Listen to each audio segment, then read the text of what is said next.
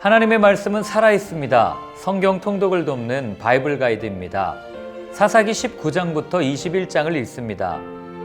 사사기의 마지막 부분은 사람이 얼마나 연약한 존재인지를 보여줍니다. 여호수아와 하나님만을 섬기겠다고 굳게 약속을 한 그들이 여호수아가 죽은 지 얼마나 되었다고 가나안의 문화에 흡수되어 하나님을 버리고 욕심에 이끌려 삽니까? 모세가 그토록 귀에 못이 박히도록 이야기를 했던 이유가 증명되는 겁니다.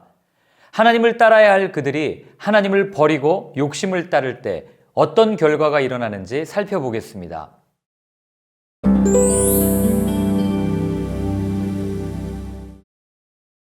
에브라임 산지에 사는 한 레위인의 문란한 삶과 그로 인해 빚어진 비극을 이야기합니다.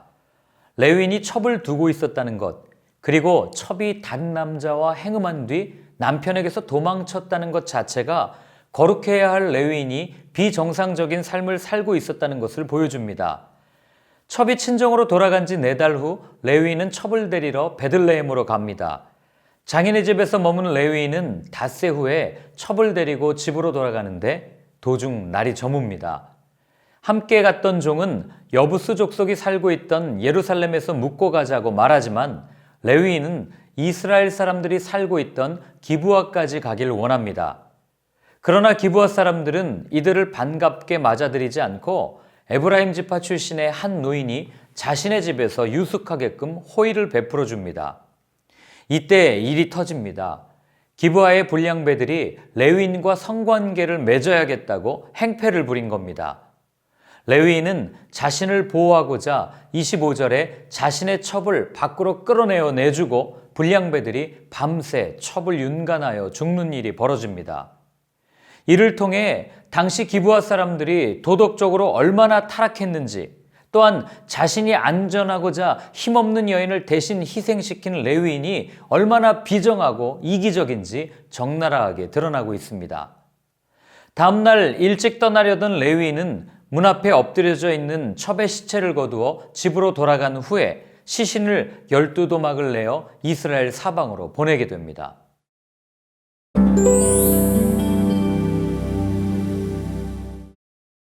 레위인의 첩사건으로 여호와의 총회가 소집되어 모든 이스라엘이 미스바에 모여 일의 자초지종을 듣습니다. 모든 사건의 전말을 들은 이스라엘은 망령된 일을 행한 자들을 징계하고자 기브아로 가자라고 외치며 베냐민에게 범죄자를 내주도록 요청합니다. 하지만 베냐민 지파는 거부하고 도리어 싸우려고 합니다. 이에 베냐민 지파 2만 6천 명과 기브아 주민 700명은 이스라엘 연합군 40만 명과 전쟁을 합니다. 첫 번째 전쟁에서는 이스라엘 연합군의 패배, 두 번째 전쟁에서도 이스라엘 연합군의 군사가 18,000명이 죽고 패배합니다. 누가 보더라도 불의한 베냐민 지파를 징벌하는 전쟁이었는데 왜 이스라엘 연합군은 2번이나 패배했을까요? 먼저는 22절에 이스라엘 사람들이 스스로 용기를 내어, 즉 하나님의 의가 아닌 자신들의 힘으로 정의를 드러내고 자신들의 힘으로 전쟁에 이기려는 교만이 앞섰기 때문입니다.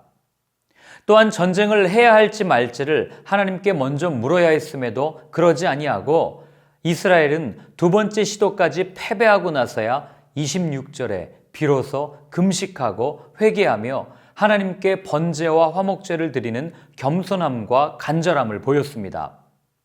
3번에 걸친 전쟁의 결과로 이스라엘 연합군은 2만 5천의 베냐민 사람을 죽이고 크게 승리합니다.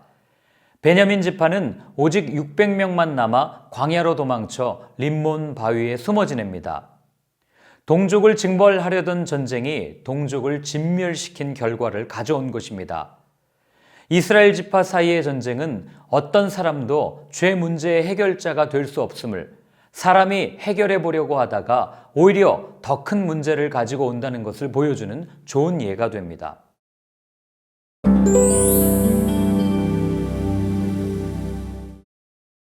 베냐민 지파가 멸절될 위기에 놓이게 되자 이를 위한 회의가 열립니다.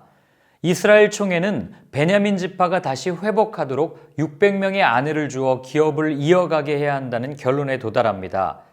그러나 그들은 미스바에서 했던 맹세 때문에 자신들의 딸을 줄 수가 없었습니다. 고민 끝에 내린 방도는 전쟁에 참여하지 않은 길르앗 야베스를 공격하여 모두 죽이고 처녀들만 살려서 베냐민 지파의 아내로 주는 것과 실로에서 춤추러 나온 처녀들을 납치해서 아내들로 주는 것이었습니다.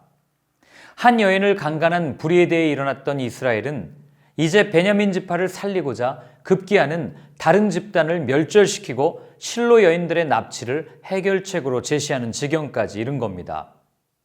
더욱이 시딤에서 모압 여인 고스비와 음행한 시므리를 창으로 찔러 죽인 아론의 손자 엘르아살의 아들인 비느하스조차 이 과정 중에 침묵을 지키고 있었다는 것은 사람이 얼마나 연약한 존재인지를 말해주는 증거입니다.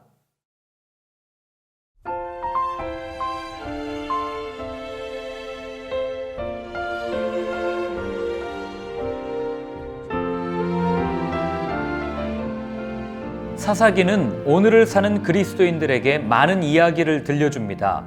눈여겨보아야 할 몇 가지는 첫째, 언약을 어긴 당사자는 하나님이 아닌 이스라엘이었다는 점. 둘째, 이스라엘이 그 땅의 거민을 쫓아내지 못한 것은 완강한 저항 앞에 두려워한 것과 자신들의 편리를 위해 그들의 노동력을 이용했다는 점. 셋째, 이러한 그들의 태도가 우상과 겸하여 하나님을 섬기는 혼합주의의 형태로 나타났고 그런 삶이 도덕적으로 부패한 열매를 맺었다는 점입니다.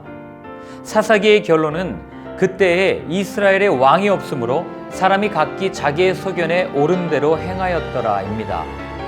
왕을 세운다고 달라집니까? 훗날 그들의 역사는 그렇지 못하다는 것을 보여줍니다. 하나님을 떠난 사람은 완전할 수 없기에 진정한 왕을 필요로 하는데 그 왕은 모든 억압으로부터 풀어주시고 눌린 것으로부터 자유하게 하시는 분 바로 예수 그리스도 뿐입니다. 그분이 필요함을 사사기에서부터 언급하고 있는 겁니다.